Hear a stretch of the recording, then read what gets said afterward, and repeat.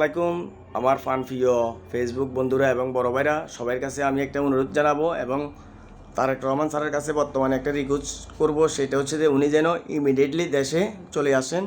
আমাদের দেশনেত্রী বেগম খালেদা জিয়া আমাদের মা, ওনার পাশে বর্তমানে তারেক রহমান স্যারের খুবই প্রয়োজন, উনি যেন ইমিডিয়েটলি দেশে আসে। এটাই আমি সাধারণ কর্মী হিসেবে এটাই চাই।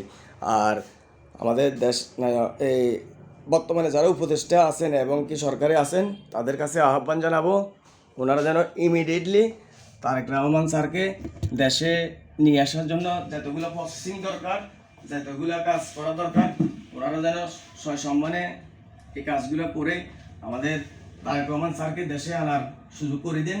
এই জন্য যতগুলো প্রসেসিং দরকার এতগুলো প্রসেসিং করার আহ্বান জানাচ্ছি বর্তমান সরকারের কাছে এবং ডাক্তার ইউনূস স্যারের কাছে এবং যারা উপদেষ্টা মণ্ডলীর সদস্য সিনিয়র নেতৃবৃন্দরা আছেন তাদের কাছে একটাই রিকোয়েস্ট করব, সেটা হচ্ছে যে আমাদের দেশনেত্রী বেগম খালেদা জিয়া আমার মা, আমাদের সবারই মা, উনি যেন অবিলম্বে সুস্থ হয়ে ওঠে।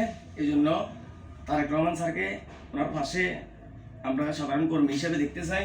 তো এই জন্য বর্তমান সরকারে যারা আছেন তারা যেন এই কাজটা করে দেয় ইমিডিয়েটলি, তারা নিজ দায়িত্বে। এটাই আমার বর্তমান সরকারের কাছে এটাই দাবি, এটাই জানাচ্ছি আমি জাতীয়তাবাদী বিএনপির একজন ক্ষুদ্র কর্মী হিসেবে এটাই বলতে চাই।